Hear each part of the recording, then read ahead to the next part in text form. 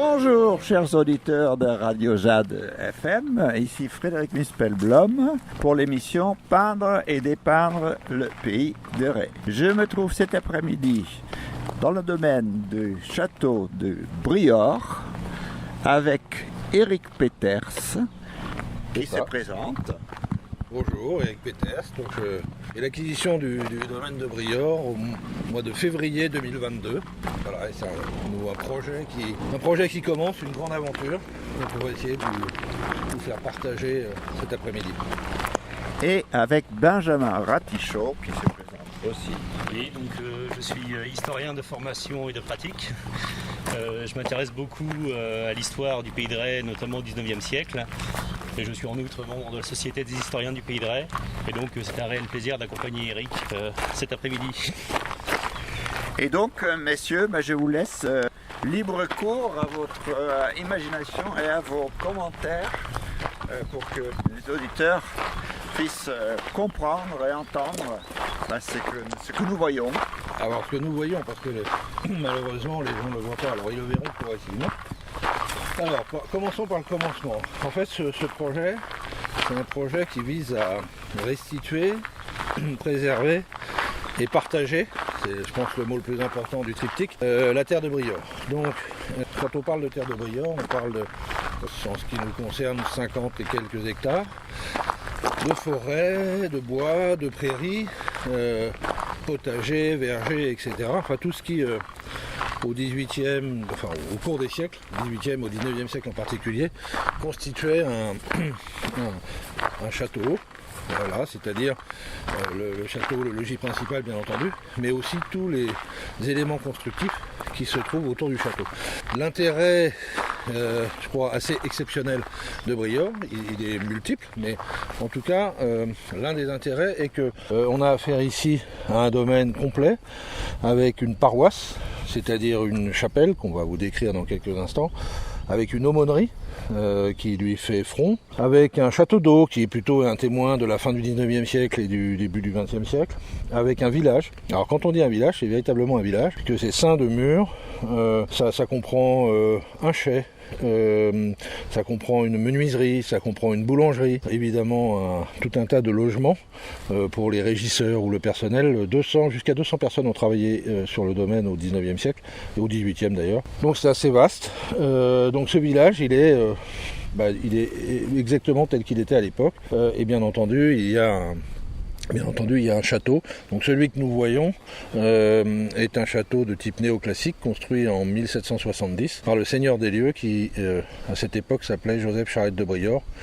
Alors la particularité aussi du château, c'est qu'il est ceinturé de douves qui, elles, sont beaucoup plus anciennes puisqu'elles sont du XVe siècle. Et on doit leur édification à un personnage très connu du Pays de Ré et de la région qui s'appelle Pierre Landais, qui était trésorier du duc François II de Bretagne. Et je pense qu'étant donné que le vent se lève, il est mieux qu'on essaie de se mettre un petit peu à l'abri. Alors on peut. Dans la chapelle. Ouh, la chapelle c'est risqué. On va se mettre à l'abri des murs de la chapelle. Voilà, derrière la chapelle. Parce que la chapelle n'a plus de toit. Et sa charpente est tout à fait effondrée, donc ça fera partie d'ailleurs des projets de restitution, peut-être pas cette année, mais en tout cas l'an prochain. Il y a beaucoup de travail. Aujourd'hui, c'est presque les ruines de la chapelle, même si les murs sont debout. En revanche, tout ce qui est charpente et couverture est écroulé. Il va falloir remettre tout ça en ordre.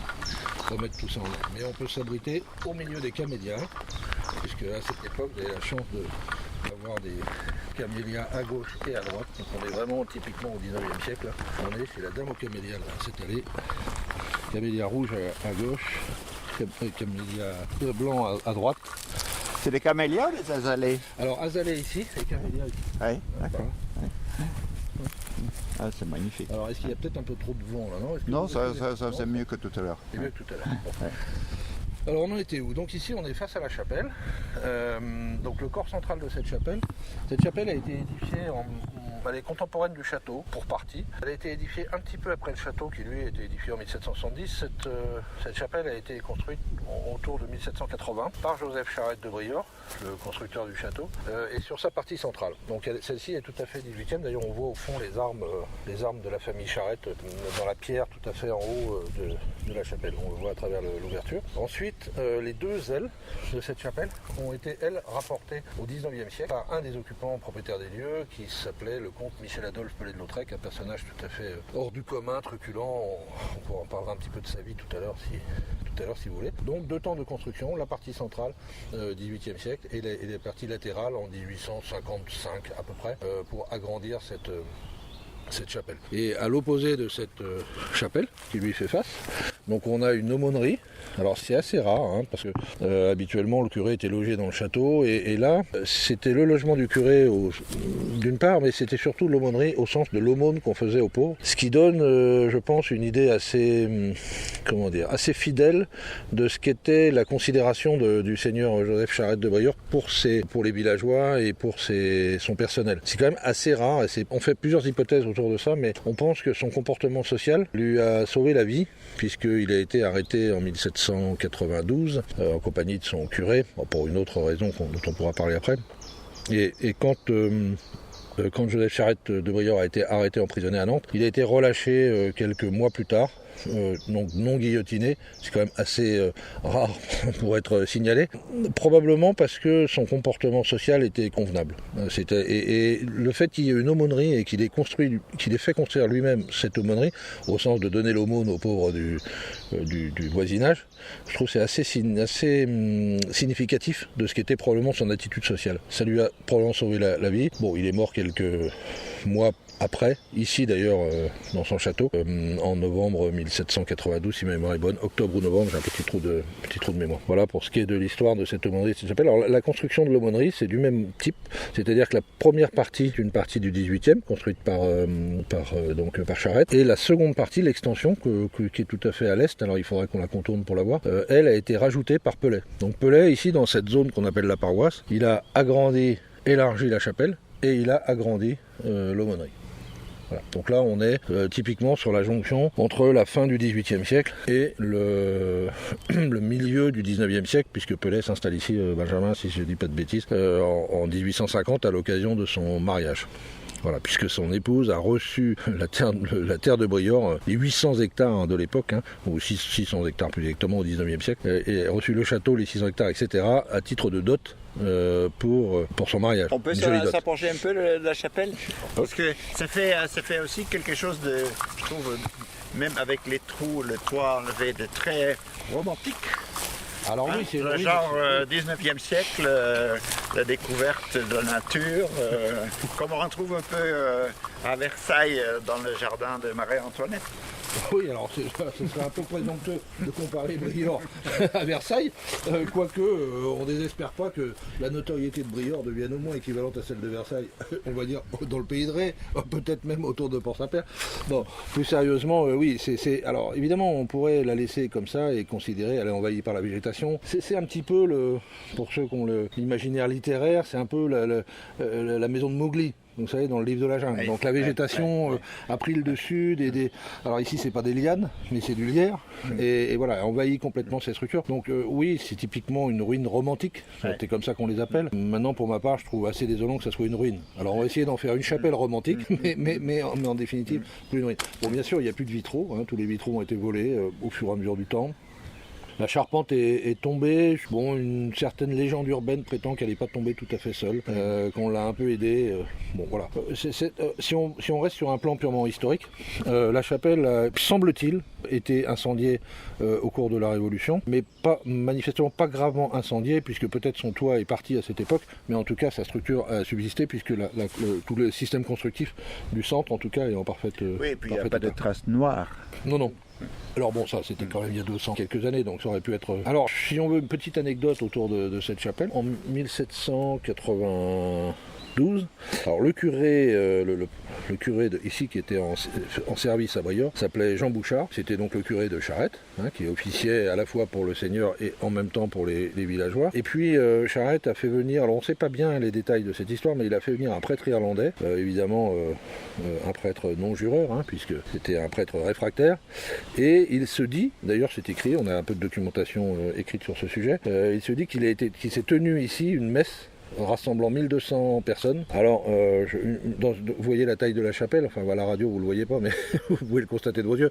Bon, évidemment ça rentre pas. Alors peut-être en extérieur des gens auraient pu participer. Évidemment, si on replace ça dans le contexte de l'époque, je pense qu'un prêtre irlandais faisant venir 1200 personnes à Briord, la messe est un prétexte, et c'est plus une réunion politique probablement qui s'est tenue ici. Tout est-il, ça n'a pas été apprécié du tout par un curé un peu compétiteur de notre Bouchard qui s'appelle Fortino. Le fameux Fortino, on voulait un peu à Charette, alors on ne sait pas bien pourquoi. Alors pour lui c'était un curé jureur, un prêtre jureur, un républicain, donc qui avait prêté serment. Et donc le Fortino en question a essayé à plusieurs reprises, à 3 reprises d'ailleurs, la 3e a réussi, de faire arrêter Charette, de le faire emprisonner, le faire condamner, etc. Bon, les 2 premières fois ça a échoué, la 3e fois il a fini par y parvenir au motif que s'était tenue cette messe interdite, bien sûr, avec un agitateur, on va dire, un prêtre irlandais réfractaire, ce qui a valu d'ailleurs à la commune de Port-Saint-Père de voir arriver un détachement du 84e régiment d'infanterie, si ma mémoire est bonne, donc des lascars assez réputés pour leur rudesse. Et donc Fortino a fait venir ce détachement au motif qu'il se passait de l'agitation dans la commune de Port-Saint-Père au château de Briord. Et donc a fait arriver ici ce régiment d'infanterie, a fait disperser évidemment cette messe, qu'on va appeler une messe plutôt qu'une manifestation. Ah oui, ils sont arrivés pendant la messe quand même. Oui, et donc ils sont partis et ils ont attrapé le prêtre. Et ils ont attrapé Charette. Les deux ont été capturés, bien entendu. Les deux ont été emprisonnés. Charette, comme on le disait tout à l'heure, a été relâché quelques mois plus tard, paraît-il au motif de son grand âge et de son état de santé assez fragile. Mais pour ma part, je pense que c'est également parce que son comportement social lui a valu quelques soutiens. D'ailleurs, Fortino n'était pas très apprécié non plus. On savait bien qu'il était un peu rude. Pour autant, le pauvre Bouchard, lui, il n'a pas échappé à son sort et il a fait partie d'une des noyades de Nantes en novembre 1793. Voilà, donc on a perdu notre curé à cette occasion-là. Alors d'autres ont poursuivi au 19e siècle, mais ça, c'est cet épisode atypique, on va dire, de la vie de Briord. Voilà. On peut regarder par le petit trou de la serrure. Vous pouvez, alors faites attention parce que vous n'avez pas de casque, donc prenez pas un gros caillou sur la tête, parce que sinon ça pourrait être la dernière émission de radio de Jade et puis ça serait quand même un peu dommage. Mais si vous voulez vous aventurer, vous pouvez entrer. Oui, on peut. Allez-y. Entrez. Et donc on voit... Ah oui, là il y a encore un bout de toit. Voilà, il y a un tout petit bout de toit sur les côtés. Ouais. Donc en fait vous avez 2 allées de même nature. C'est vrai que c'est très romantique. Oui. Bon. On voit donc un bout de toit dans une espèce de couloir très haut de plafond, ça fait 4 mètres de haut au moins, non? Oui. Avec une... vous allez voir qu'il y avait un escalier qui permettait d'accéder sur une rampe en bois qui ceinturait ici. Ici vous avez la fixation du plancher. Ici vous aviez un estrade. La messe était donnée ici bien sûr à l'est. Ça va de soi. Donc faites attention. Si vous aventurez ici, je vous laisse entrer et vous allez voir les traces de l'escalier qui permettait de conduire à ce d'accord. Non, effectivement ça monte. Donc un escalier, vous tournez à gauche. Et donc il y a plein de végétation, il y a du lierre. Voilà, et donc ça c'est fait par Pellet. Pellet emprunte cette porte, monte à l'étage, assiste à l'office depuis son estrade, alors que alors il devait y avoir, allez on va dire 8 bancs peut-être, 4 bancs de part et d'autre. Donc 4 bancs de messe, je pense que la chapelle était capable d'accueillir 10 personnes de front, 50 personnes, voilà, pas plus. C'est une petite chapelle. Ce qui est intéressant de signaler, c'est que pendant que Pellet-de-Lautrec est en train de restaurer, d'améliorer cette chapelle-ci sur son domaine, il participe également à la reconstruction de l'église paroissiale de Port-Saint-Père. Donc c'est une marotte du personnage dans la droite ligne de ses conceptions politiques et religieuses qui font de la reconstruction religieuse de la commune et du domaine une priorité. Et donc là-haut, on voit les armoiries. Alors ça, c'est les armes de Charette. Voilà. Les armes de Charette, donc c'était assez intéressant de dégager cette partie de la chapelle pour les découvrir. Donc ça, typiquement, les armes de Charette de Briord que vous retrouvez à quelques autres endroits à l'intérieur à l'intérieur du château. Et puis maintenant, évidemment, les étapes de reconstruction vont être assez complexes, mais néanmoins...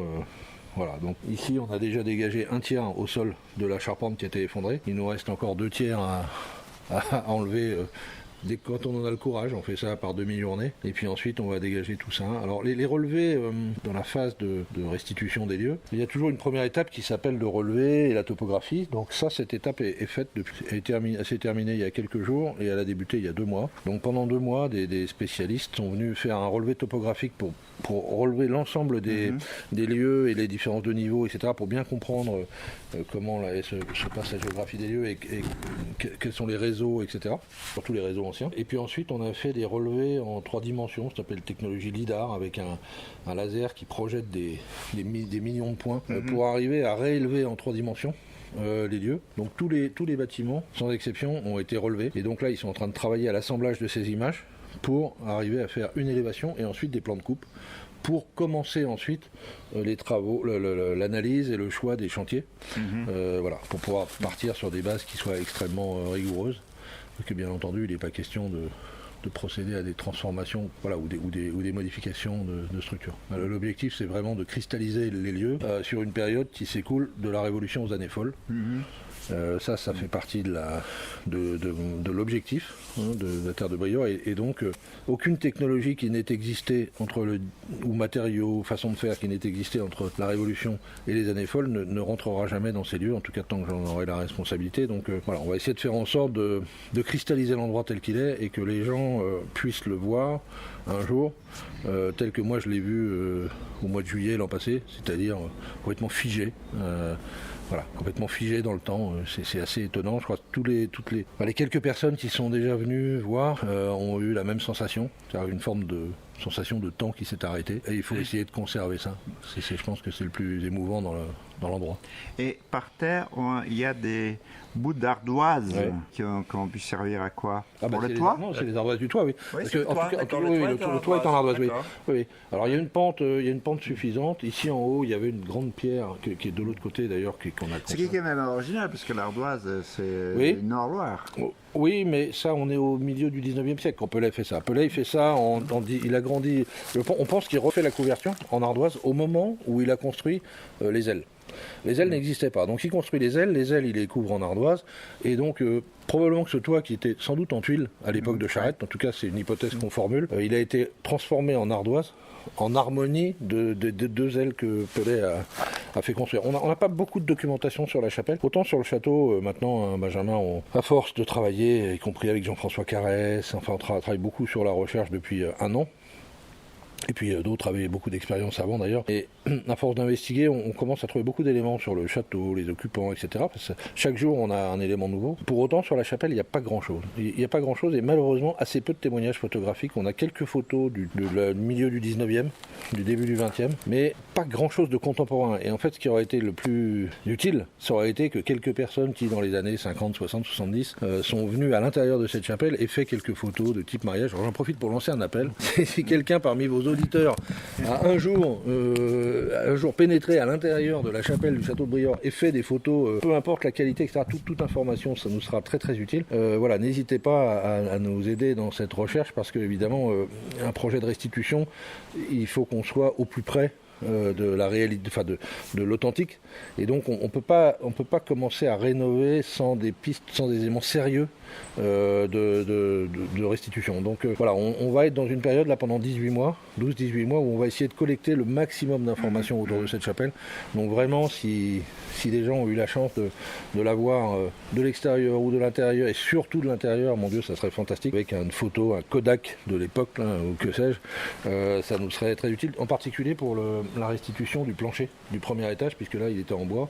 Alors on voit les trous, mais malheureusement, il y a encore beaucoup d'investigations autour de la chapelle. Et il y a aussi des magnifiques rhododendrons. Ah, ça c'est sûr, il y en a beaucoup. Qui font quasiment 3 mètres de haut. Tout ça fleurit à des périodes un petit peu différentes. Donc, ici on a les azalées qui sont superbes. Hein, et donc c'est cette fameuse aumônerie qui a été construite en 2 époques. Une partie du XVIIIe siècle. D'ailleurs, peut-être même, selon certains documents on a trouvé peut-être que l'aumônerie a été construite, alors pas celle-ci, probablement une précédente, a été construite avant même le château. C'est-à-dire qu'on allait probablement au début du XVIIIe siècle, il y avait déjà une aumônerie sur ce plan, à cet endroit, puisqu'elle est décrite dans des documents qu'on a retrouvés. Ensuite, elle a dû être rebâtie par Charette, et modernisée ou refaite un peu par ses successeurs, puisque ici vous avez des éléments qui sont typiquement l'architecture qu'on dit clissonnaise dans la région. Donc avec des petites briques tout autour des fenêtres et portes. Voilà. Donc ça c'est assez caractéristique, on est plutôt dans les années 1820-1830. Évidemment ces bâtiments, il faut comprendre à l'échelle de l'histoire, c'est-à-dire qu'ils ont plusieurs centaines d'années. Donc au bout de 50 ans, c'est assez logique de refaire les encadrements. Au bout de 100 ans, encore plus logique de refaire les... Ça a vécu, toujours est-il que ce dont on est certain, c'est que le premier plan ici de la chapelle de l'aumônerie, a été construit au XVIIIe siècle et qu'ensuite la partie que vous voyez à droite ici a été ajoutée. Regardez la forme du toit, on voit bien que ce bâtiment était intègre et fini dans son premier plan et qu'ensuite une extension a été apportée vers la droite. Donc ça c'est la marque de Pellet. Le fameux Pellet de Lautrec dont on parlait tout à l'heure. Là c'est en presque parfait état, non? Ah oui, alors non, enfin, c'est en parfait état, tout est relatif. Oui, mais tous les bâtiments, voilà, tous les éléments constructifs extérieurs sont en bon état. À l'intérieur, évidemment, c'est tout endommagé, mais tous les éléments constructifs à l'extérieur sont en très bon état. C'est-à-dire que, bon, bien sûr, la couverture est toujours là, il n'y a pas d'eau qui passe. Mais c'est vrai pour même les bâtiments du village, c'est vrai pour tous ces autres éléments. Ici, on est dans ce qu'on appelle le pré du curé. Voilà, puisqu'on est derrière l'aumônerie, c'est le nom qu'on lui a donné, on ne l'a pas trouvé. Dans les documents historiques, on trouve la trace de 2 bandes ici, latérales, autour de l'allée centrale du château, qui sont désignées le jeu de paume. Alors c'est très étonnant, parce qu'on cherche pourquoi il y aurait eu un jeu de paume ici. Alors c'est possible, en tout cas on l'a décrit, Benjamin, je ne sais plus à quelle époque, on est à la fin du 18e, je crois. On est à l'établissement du cadastre napoléonien, donc qui intervient plutôt au début 19e. Voilà, majoritairement dans le pays de Ré, sous la monarchie de Juillet. Il fallait donner, pour qu'on les reconnaisse, à chaque parcelle cadastrale un nom. Et donc on a trouvé ce nom de jeu de paume, on l'a probablement pas trouvé, on a dû s'inspirer de quelque chose. Alors est-ce l'existence d'un véritable jeu de paume, ce qui semble assez peu probable en extérieur, ou on s'est inspiré de la forme de la parcelle qui rappelait justement peut-être le terrain du jeu de paume. Ce nom demeure lui aussi assez énigmatique. Voilà. Alors le nom qu'on lui donne aujourd'hui, c'est le pré du curé. Et que tout l'espace qu'on vient de décrire, c'est ce qu'on appelle l'espace de la paroisse, donc constitué de la chapelle et de l'aumônerie. Et puis ce grand pré qui doit faire 2 hectares peut-être. Voilà. Et qu'on a donc pour lequel on a fauché pour le mettre en ordre il y a 2 semaines. En fait c'est un champ c'est un pré qui est superbe parce qu'il est fleuri naturellement. Et alors là vous avez toutes les couleurs, vous avez du blanc, du rouge, du jaune. C'est un peu comme les champs en jachère sur lesquels on met maintenant des fleurs des champs. Voilà. Donc il y a du jaune, du rose, du blanc. Voilà, donc sur la souhaité, magnifique. Et il y a des abeilles. Beaucoup d'abeilles puisque on a démarré les ruches de Briord il y a un mois. Donc on a installé 10 ruches. Bien sûr, tout est biologique ici, il ne sera jamais question de mettre le moindre engrais. Et donc les ruches de Briord sont installées avec un apiculteur partenaire et on va produire le miel de Briord l'an prochain ou l'an suivant. Au grand maximum une centaine de kilos, mais majoritairement avec du châtaignier, de l'acacia et ces fleurs des champs qui sont très jolies et qui en plus, je pense, vont ravir notre colonie d'abeilles. En pleine saison, on devrait avoir ici, en lisière du bois, assez loin de l'endroit où on se trouve bien sûr, à peu près 500 000 à 600 000 individus en plein travail voilà. Pendant la saison, et puis colonie qui devrait retomber autour de 100 000 individus, 10-15 000 par ruche comme c'est en hiver. Alors, on a déjà 2 reines, puis nos abeilles sont en train de faire les reines suivantes, donc d'ici quelques jours on pense avoir une reine par ruche. En fait ici on est sur une terre dont on est certain de l'occupation à partir du XIIIe siècle. Donc le premier seigneur, alors moi je pense, enfin on pense à plusieurs d'ailleurs que d'autres l'ont précédé, mais en tout cas on a des certitudes à partir de 1226, donc le début du XIIIe siècle, avec l'installation ici d'un seigneur qui s'appelle Cerise de Rezay. Alors Cerise c'est un prénom qui s'est disparu. De Rezay probablement en rapport avec la commune de Rezay qu'on connaît ici dans la région, mais on n'en est pas certain parce que ça ne s'écrit pas tout à fait pareil, ça s'écrit R-E-S-A Y si je ne dis pas de bêtises. Voilà. Donc le fameux Cerise de Rozay s'installe ici, prend possession de la terre de Briord, et la famille de Rozay prospère ici pendant deux siècles à peu près. Voilà, et donc les Rozay prospèrent ici pendant à peu près 2 siècles, sur environ 600 hectares. Hein. Aujourd'hui ça fait plus que 53 hectares, en tout cas ce qui concerne le château de Briord, mais c'est un domaine beaucoup plus vaste. Un certain Martin de Rozay, en 1435, Benjamin, je dis pas de bêtises, dans ces eaux-là, obtient l'élévation du domaine de Briord au titre de seigneurie de haute, moyenne et basse justice. Alors ça dira peut-être pas grand-chose à grand monde, mais c'est très significatif de l'influence de la seigneurie et de son importance dans la région au sens large, mais la grande, vraiment très grande région, beaucoup plus que le Pays de Ré, puisque la basse justice était la justice, on va dire l'équivalent du tribunal de police aujourd'hui, hein, c'est-à-dire les petits infractions, etc. Bon, ça relevait de la basse justice.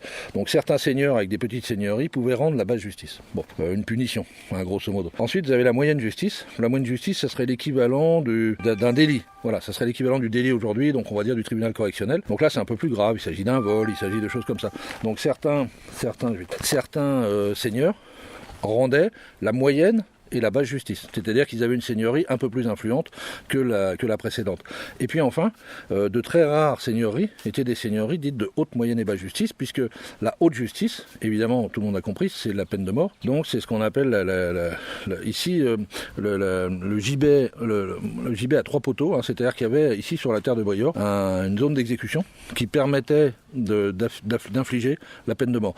Et le fait que Briord soit une terre de haute, moyenne et basse justice confirme qu'elle rayonnait sur plusieurs autres seigneuries de moindre importance et ainsi de suite. Donc quand vous avez le plus haut niveau de justice rendu dans le duché, hein, puisqu'on est quand même on n'est pas à la France telle qu'on la connaît aujourd'hui, à l'époque on est dans le duché de Bretagne, ça donne une idée de l'importance politique aussi de Briord. Probablement la raison pour laquelle, quelques dizaines d'années après, Martin de Rozay, c'est un certain Pierre Landais qui est devenu acquéreur du domaine de Briord. Et Pierre Landais, pour ceux que ça intéresse, c'était le trésorier du duc François II. Donc c'était un des plus hauts personnages, si ce n'est à part le duc bien entendu, mais c'était un des plus hauts ministres, qui est une sorte de ministre des Finances de l'époque pour faire un comparatif avec la période contemporaine. Et donc ce Pierre Landais est un personnage très très influent du duché de Bretagne, un très proche, un courtisan du duc François II. Voilà. Et alors à Pierre Landais, qui était un personnage très marquant à Briord, on doit la construction des douves qu'on verra tout à l'heure, puisque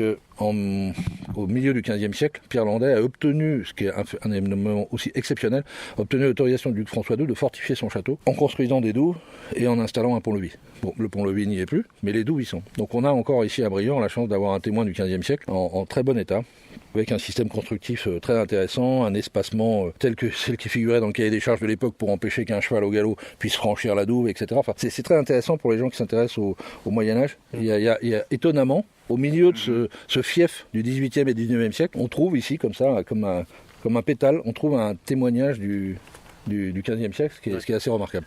Le Moyen-Âge, donc le Pays de Ré, dont pour Saint-Père et Briord font partie, dépendait donc du duché de Bretagne, mais la présence du duc dans le Pays de Ré était quand même assez peu pesante, discrète. Il possédait la seigneurie de Saint-Père-en-Retz, il possédait la seigneurie de Bouguenais, de Salumi de Coutet et de Samar, mais c'est pratiquement tout ce qu'il possédait dans le Pays de Ré. Et donc cela a permis le développement de seigneuries puissantes, de Châtellenie même, donc disposant d'un château, c'est le cas de Briord, notamment à la suite de la guerre de succession de Bretagne, qui est une sous-guerre de la guerre de Cent Ans, qui a vu s'imposer un conflit dynastique. À la suite de cette guerre de succession, il y a eu une sorte de redisposition des seigneuries, et c'est à la lumière de cette redistribution de seigneuries que Briord a acquis sa pleine puissance, notamment avec le personnage de Pierre Landais, qui non seulement est un grand seigneur du Pays de Ré, mais entretient une grande proximité avec le duc de Bretagne, dont il est le chancelier. Donc ici, cet endroit s'appelle la Vignette. Ça a été la maison du régisseur au XVIIIe, au XIXe siècle. Alors en fait, il y a eu des régisseurs qui ont habité un peu partout, y compris dans le village qu'on va aller voir rapidement après. Mais cette maison ici, elle est proche d'un élément intéressant, qui est le potager. Ici, vous aviez un verger, un potager de ce côté et un verger de l'autre. Ce mur est complètement au sud et il y avait des arbres en espalier. Et dans les recherches qu'on mène depuis un an avec Jean-François Carès en particulier, on a retrouvé un inventaire très précis, réalisé au milieu du XVIIIe siècle, de tous les arbres, des 166 espèces d'arbres fruitiers qui étaient collectionnés ici. Donc, bien sûr, dans le projet, la remise en ordre d'une collection et d'un projet de conservatoire d'espèces anciennes, bien sûr, fait partie du projet, puisque c'était déjà la destination de cet endroit du temps du père de Charette, du temps de Jean de Charette en 1725.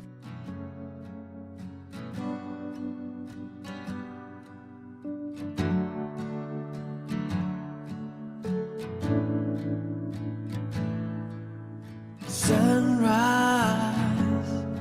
open up your eyes, see the world come alive. I turn to you, do you see it too? You do. I must be dreaming.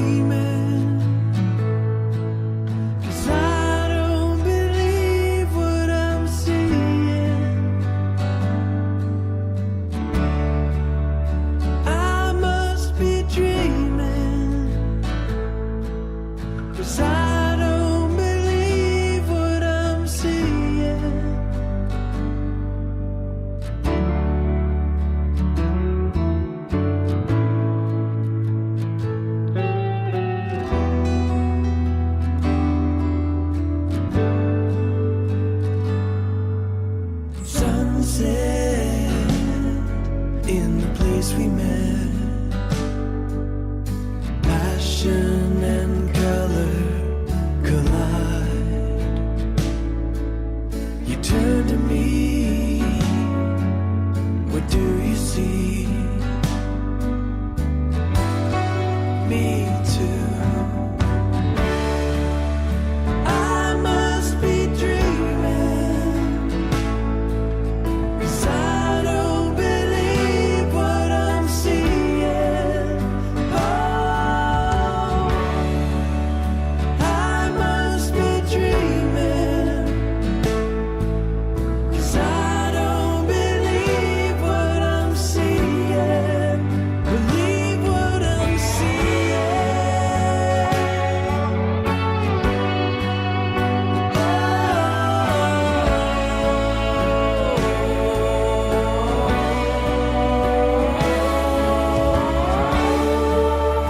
I must be dreaming,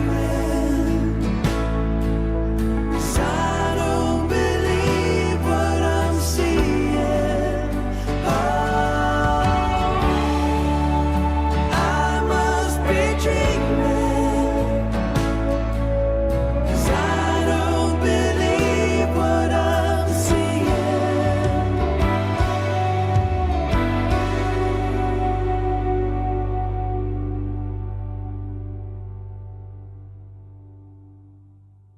Voilà, donc Est-ce ça qu'il c'est y très a documenté. combien de parenté entre ce charrette-là et les charrettes de la Alors très, très loin, alors ça c'est l'expert de ça qui a cherché sur l'arbre généalogique.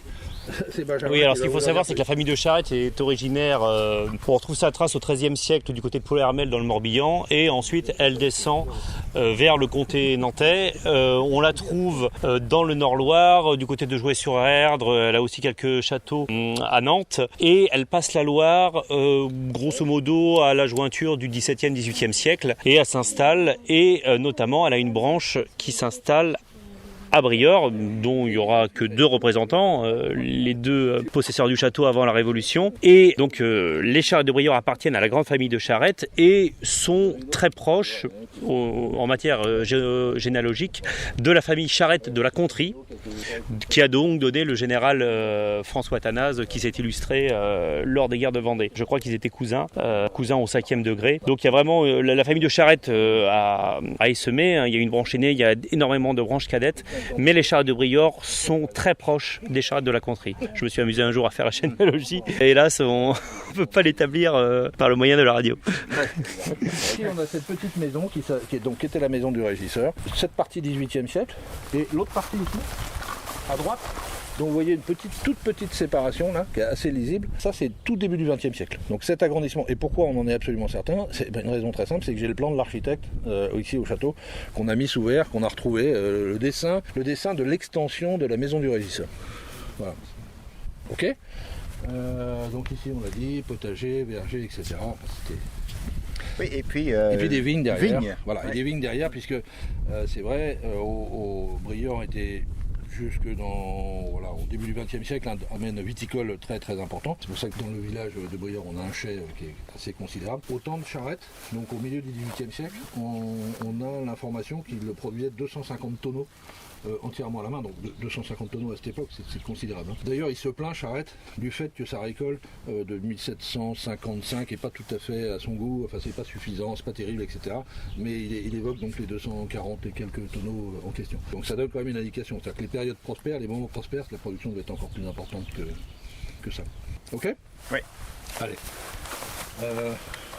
Alors, c'est vrai qu'on arrive. Est-ce qu'on peut aller à droite? Donc, on vient de lâcher la maison du régisseur, derrière laquelle il y a une très grande écurie. Jusqu'ici, il y a toujours eu beaucoup de chevaux, alors soit des chevaux pour le travail, il n'y a pas eu de bœufs, etc. Mais il y a eu beaucoup de chevaux et surtout des chevaux de chasse, puisqu'on a pratiqué la chasse ici pendant très très longtemps, la chasse à courre. Et donc il y a eu des chevaux de chasse à toutes les époques, en particulier fin 19e, début 20e siècle. Puisqu'un des occupants, Jean-Baptiste Etienne, était un des plus grands veneurs de la région et il chassait dans la forêt du Gave. Et il y a eu une meute ici de 70 chiens. Donc il est connu pour être un grand chasseur à courre. Ah oui, c'était une espèce de chevaux particulière. Oui, les chevaux de chasse. Voilà, ils sont plus agiles, plus musculeux et voilà, un peu dressés entre guillemets pour cette activité. Donc vous avez cette grande écurie qui est ici, qui était derrière la maison du régisseur. Et sur la gauche, ce qu'on appelle le village. Alors venez, je vous montre en 3 secondes. Et puis on va pas rentrer dans les bâtiments parce que sinon. Mais ce qui est assez frappant ici, c'est que c'est pas simplement un château. C'est un ensemble de vie avec une paroisse, une chapelle, une aumônerie, un château d'eau, un régisseur et un village. Il y avait des grandes portes en chêne ici qui fermaient l'entrée du village. Et donc là, c'est un peu ça. On rentre dans le village. Parce que ici à droite vous avez la boulangerie, donc ici on fabriquait le pain. Il y avait des gens qui habitaient ici dans la première partie, c'était les employés, et tout au fond là-bas c'est la boulangerie. Ça ici, ce petit bâtiment qui est amusant, c'est un puits couvert. Donc là vous descendez quelques marches, alors on va pas y aller parce que c'est assez dangereux, mais vous descendez quelques marches et de ces quelques marches vous avez un puits d'une vingtaine de mètres qui permettait d'alimenter en eau le village. La pompe est encore là, il suffit de la remettre en service, mais en tout cas le bâtiment n'a pas bougé. Ça devant tout de suite c'est un abreuvoir pour les animaux qui franchissaient ici. Derrière là-bas une petite maison qui ressemble à une maison de poupée mais qui a été une des maisons de régisseurs au fur et à mesure du temps. Le grand bâtiment qui est devant nous, il est assez exceptionnel par sa taille puisqu'il fait 800 mètres carrés au sol et 1600 mètres carrés développé puisqu'il est sur 2 niveaux. Il a été modernisé au tout début du XXe siècle avec un plancher en béton qui fait près d'1 mètre d'épaisseur à l'époque où on coulait le béton sans économie, sans restriction. Donc c'est une construction qui est assez incroyable. Voilà, et on pourra aller regarder tout à l'heure si vous voulez. On y reviendra après le château. Ici on pense que c'est un pédiluve mais on n'est pas tout à fait certain. Enfin un pédiluve c'est un endroit où on détendait les muscles des jambes des chevaux. Voilà, et en fait l'eau, comme c'est légèrement pentu, les chevaux marchaient progressivement en rond pour que petit à petit leur musculature soit détendue. Mais il va falloir pour ça enlever cette pelouse là, enfin cette herbe, gratter. On a fait 2 prélèvements, on a vu qu'il y avait de la pierre. Mais il faut qu'on ait un engin parce que là c'est trop de travail à la main, c'est pas possible. Derrière on a encore à nouveau une écurie avec des stabulations. Devant encore une maison de régisseur. Là-bas il y a des charpentes, là-bas il y a la menuiserie. Parce qu'on fabriquait tout à Briord. Hein. Donc le bâtiment en bois qui est derrière la grande charpente Eiffel. Alors c'est dommage parce qu'on va aller au château, mais on reviendra après la décrire parce qu'il y a une charpente, ce qu'on appelle charpente dite Eiffel, qui est une pure merveille de charpente métallique. Derrière il y a un colombier aussi où il y a à peu près 80 boulins, un colombier en quinconce qui est assez original. Donc ça c'est des choses assez jolies à voir et comme vous pouvez le constater, des bâtiments qui sont globalement en très bon état de conservation pour l'oubli qui a été le leur pendant très longtemps. Ouais.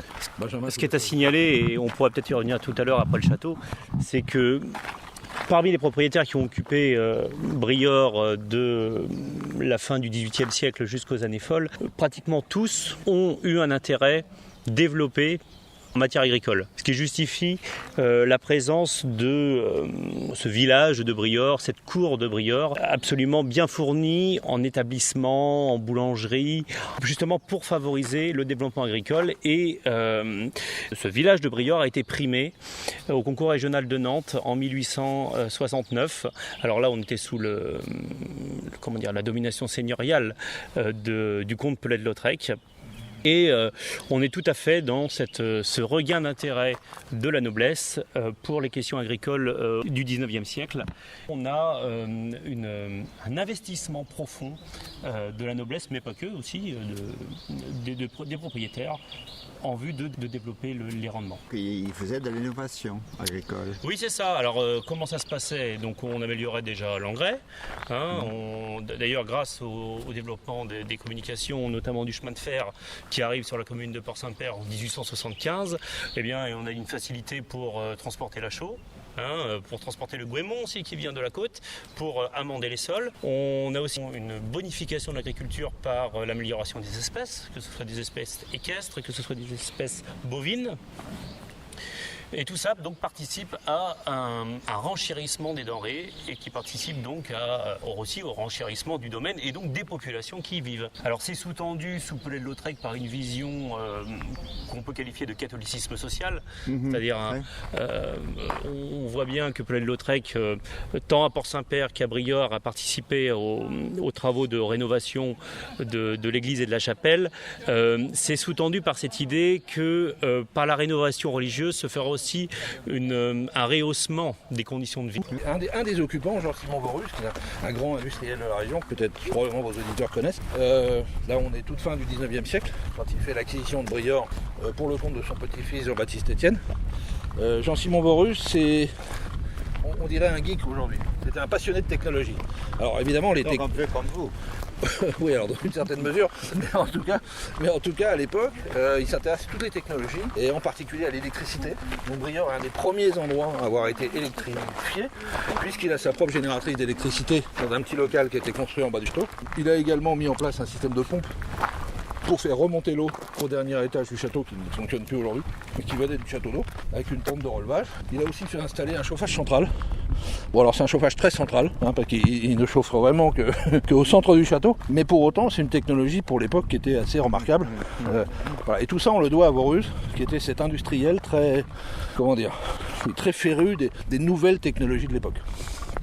Voilà. Et donc là, la grille d'entrée du château. Voilà, c'est ça. Là, on est face à l'entrée du château. Alors, un château dont la construction est typique du XVIIIe siècle. C'est ce qu'on appelle une architecture néoclassique, très verticale, vous voyez, tout à fait rectiligne, etc. Il n'y a absolument pas 1 centimètre d'écart entre chaque bord du château. C'est pour l'époque, c'est incroyable la capacité qu'avaient les architectes et les maçons à respecter des plans tout à fait rigoureux. C'est parfaitement symétrique. Parfaitement, c'est absolument symétrique. C'est bien pas, vous pouvez chercher dans tous les. On a regardé, le fronton triangulaire marque le centre absolu du château. De part et d'autre, vous n'avez pas 1 centimètre d'écart. On l'a fait au mètre laser. Donc à l'époque, ils n'avaient pas de mètre laser. Ça ne les empêchait pas de faire ces constructions très jolies. Donc on est sur 4 niveaux. Le niveau du bas, on va appeler le sous-sol, même si c'est un demi-sous-sol, comme vous le voyez là, puisqu'il est à demi enterré. Qu'on verra après, puisque c'est dans ces pièces-là qu'il y a les cuisines, qu'il y a la salle de chasse, etc. Il y a des éléments très intéressants. Tout ça, c'est voûté au sous-sol, à l'entresol. Ensuite, ce qu'on appellerait le rez-de-chaussée, c'est-à-dire en haut du promontoire du château. Donc là, vous avez sur la gauche les salons, sur la droite les salles d'usage, c'est-à-dire la salle à manger, la buanderie, etc. Alors bien sûr, il faut choisir à quelle époque on parle, puisque là, ce que je vous décris, c'est l'organisation des pièces au 19e siècle. Au 18e siècle, quand Charette fait construire son château, c'est pas tout à fait cette disposition. Sa chambre est à droite, l'antichambre est ce qui est aujourd'hui une sorte de passe-plat, et la distribution est un petit peu différente. Les salons ont toujours été à gauche. Voilà. Et à l'étage supérieur, quand vous montez le premier étage, alors cet escalier en pierre qui est magnifique, qui est inscrit d'ailleurs à l'inventaire supplémentaire des monuments historiques, la façade est classée, la toiture est classée, l'escalier central en pierre est classé, inscrit, et la rampe en ferronnerie, qui est une pure merveille également. Et donc quand vous empruntez cet escalier central, vous arrivez au premier niveau, qui sont les niveaux des chambres. Et donc vous avez des enfilades de chambres. Toutes les chambres sont dites des pièces à feu. C'est-à-dire il y a des cheminées dans toutes les pièces. Alors c'est par définition. Et encore un niveau après, quand on monte, on arrive dans le niveau des domestiques. Alors là vous êtes plongé dans Downton Abbey pour ceux qui regardent les séries télévisées, puisque il s'est quasiment rien passé depuis un siècle. Et donc vous êtes à l'étage des domestiques tels que les domestiques vivaient au 19e siècle. Donc si vous voulez le voir, il faut qu'on avance. Mais donc nous sommes sur le pont. Oui, alors la douve dont on parlait tout à l'heure, ici maintenant ne fait plus que les 3/4 du château, puisque le château neuf, c'est-à-dire ce château dont on parle, a été construit au 18e siècle en condamnant la douve arrière, la douve nord.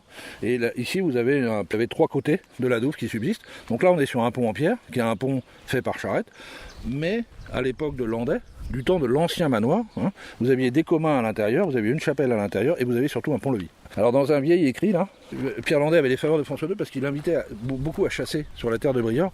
Et il y a un écrit où Landais dit qu'il y a sur la terre de Briord des bêtes rouges et fauves.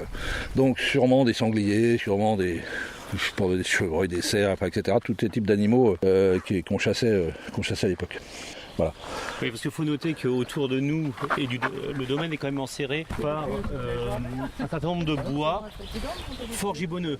C'est-à-dire que Briord, à toutes les époques, a été qualifié par sa chasse, réputé pour la qualité des espèces qui peuplaient ces bois.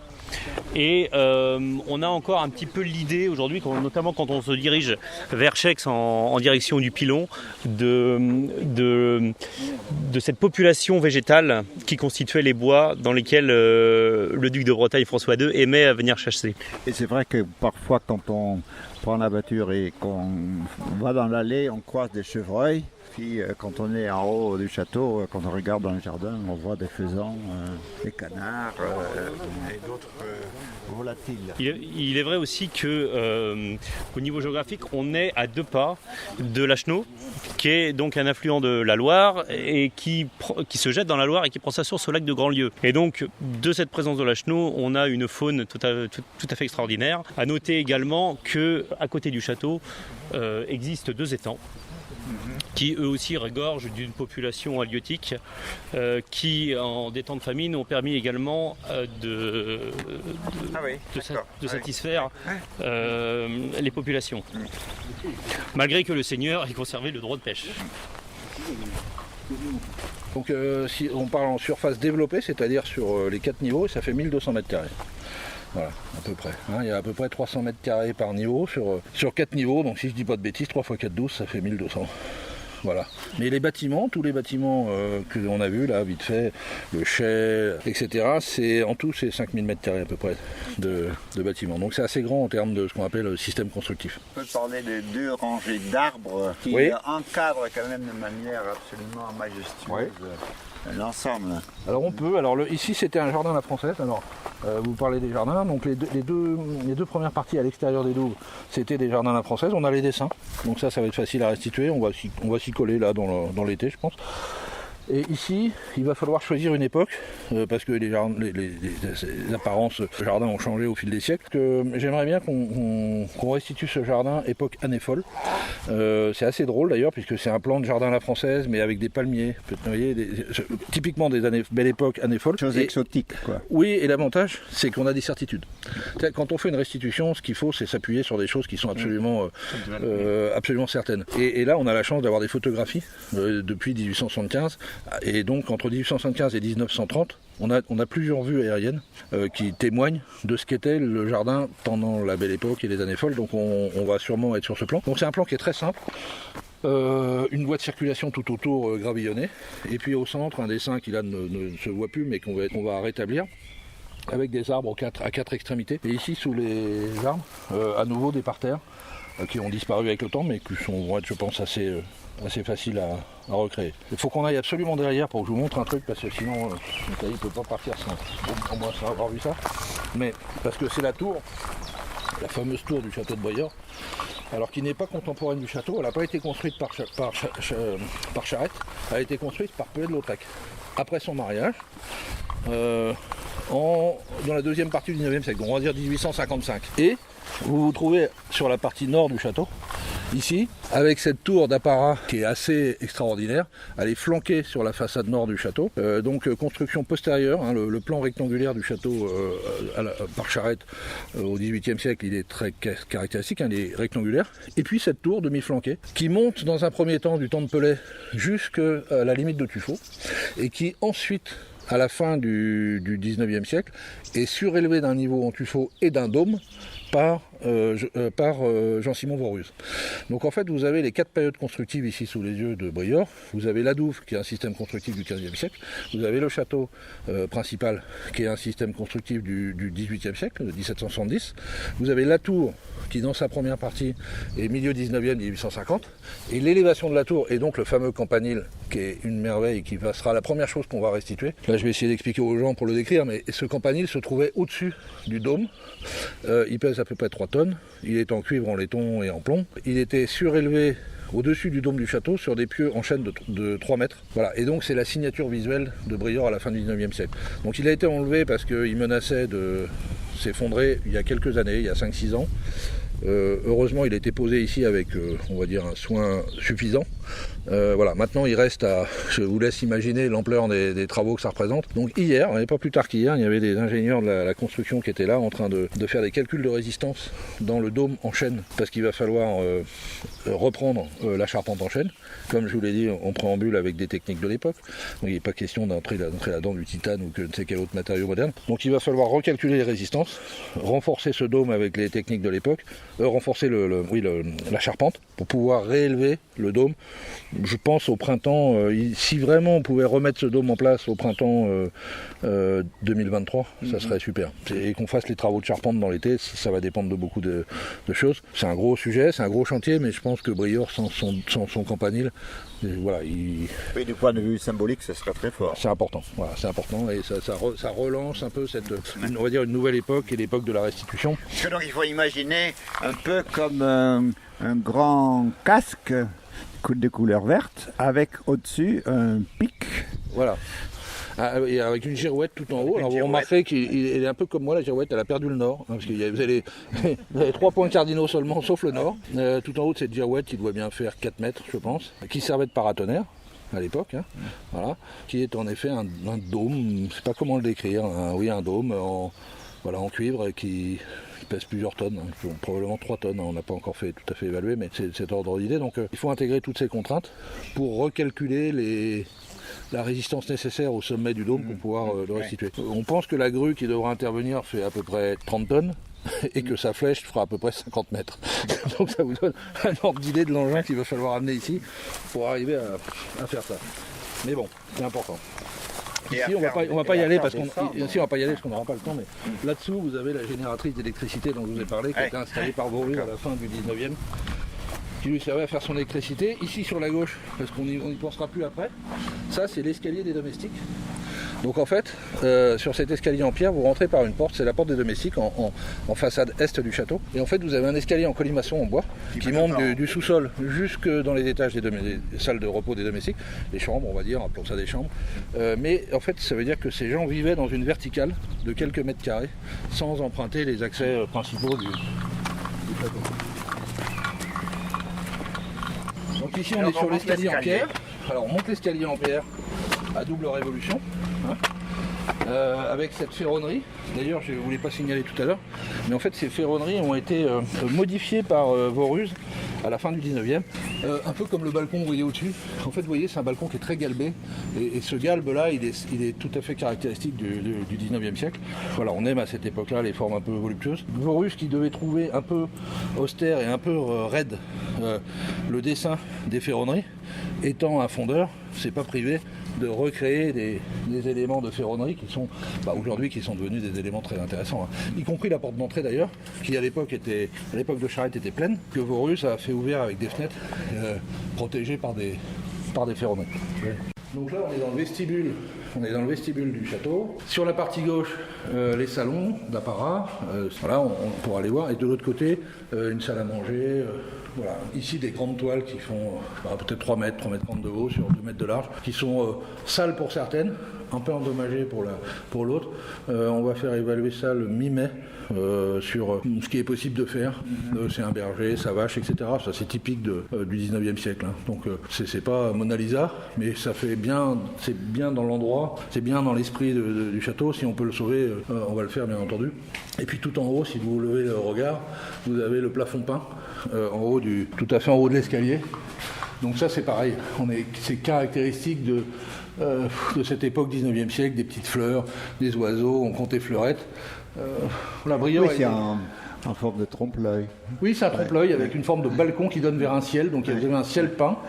Oui, c'est vrai qu'il faut le décrire un peu. Vous avez un ciel peint avec une forme de balcon qui est dessiné, comme s'il n'y avait pas de toit en fait. Hein. Voilà. Alors là, la hauteur sous plafond à ce niveau par rapport à là, on doit être à 20, je sais pas, 15 mètres, non, ce que dirait Benjamin, 15 ou 20 mètres hein, peut-être. Hein. Donc avec un lustre qui est formidable, hein, qui est une pièce extraordinaire, qui dessus porte une couronne. Et donc cet escalier en pierre, donc, qui est contemporain de Charette, qui est donc inscrit au monument historique, et cette rampe ouvragée en fer forgé, alors sujet de laquelle il y a beaucoup de débats, alors ce serait trop long d'y entrer là, mais qui est elle-même inscrite à l'inventaire supplémentaire des monuments historiques parce qu'elle est ouvragée sur toute la longueur, elle est d'une seule pièce et elle est magnifique. Mériterait d'être un peu remise en ordre, mais bon, avec des techniques qui sont très précautionneuses. Oui, avec des figures, des têtes de serpent, un casque, des alors, arcs. Un casque, alors ici, tiens, regarde, tu veux que je te montre un truc, tiens, regarde. Là, ici, tac, il y a un petit visage là. Il m'a fallu 6 mois pour le voir. Donc il y a un petit visage ici sur un casque, une petite représentation, c'est assez drôle. Et il y a plein de petits détails comme ça. Et donc si vous pouvez passer des heures devant cet escalier, je vous garantis que même après 30 heures, vous allez encore trouver un détail sur la rampe. Et elle comporte dans sa partie supérieure, donc qui donne sur l'étage, les armes des charrettes qu'on a pu la dernière fois. Voilà. On va aller voir comment distinguer. Alors, en termes héraldiques, je vais peut-être faire des erreurs, je dirais d'argent. Alors ça c'est compliqué. Notre spécialiste, on ne l'a pas sous la main. Voilà, on en a un qui parle ça par cœur. Au lion de sable et aux 3 canards de sable. Alors c'est en termes simples, c'est un blason blanc avec un lion rampant sur le dessus et 3 petits canards en dessous. Alors, pour préciser quand même, rampant, ça ne veut pas dire se déplaçant en rampant comme on le pense aujourd'hui. Rampant, ça veut dire se déplaçant sur ses griffes. Ouais. C'est ça que ça signifie en héraldique, un lion rampant. C'est un lion qui est sur ses pattes arrière en général et qui simule un peu l'escalade d'un mur, pour que les gens comprennent. C'est ce que signifie... Ah, il est debout. Il est assis sur la patte arrière, il est debout et ça signifie rampant en héraldique. Voilà, chers auditeurs, ici se termine le premier épisode de la visite guidée du château de Briord. Le morceau de musique que vous avez écouté est celui qui figure sur le compte Instagram du château de Briord. I Must Be Dreaming du groupe Global Genius. I Must Be Dreaming, c'est ce que se dit Eric Peters chaque jour où il est sur le domaine du château de Briord. Le deuxième épisode consacré à la visite de l'intérieur du château sera diffusé dans 15 jours le dimanche 10 juillet à 10h. Je rends l'antenne, à très bientôt.